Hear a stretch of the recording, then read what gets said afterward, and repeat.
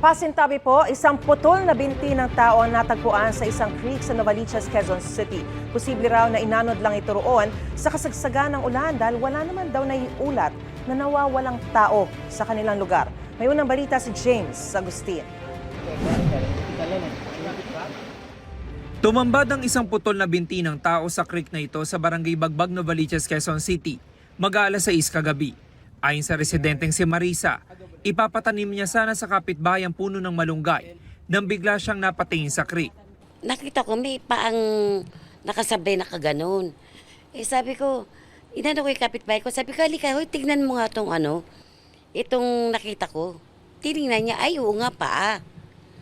Tapos yun, may dumaan ng mga tao, nakiusyoso na sila. Ako natakot ako. Nung tinignan ko hindi na ako bumalik. Isang tricycle driver na napadaan sa lugar ang nag-report ito sa mga taga-barangay. Yung buong papo na nakita namin, parang palagay namin hindi na po ngayon lang naanod. Baka 2 araw na o ilang araw na po, ganun po yung kulay. Ang creek ay dumadaloy patungo sa Tolyahan River. Palaisipan ngayon sa mga otoridad kung saan galing ang putol na binti. Wala naman daw na i-report na nawawalang residente sa kasagsagan ng pagbaha nitong mga nagdaang araw. Baka kako naanod kasi di ba, nagbaha tayo. Bumagyo, baka kako inanod lang. Ipinoseso ng SOCO na tagpo ang putol na binti.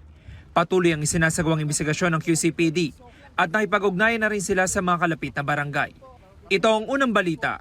James Agustin para sa GMA Integrated News. Gusto mo bang mauna sa mga balita? Mag-subscribe na sa GMA Integrated News sa YouTube at tumutok sa unang balita.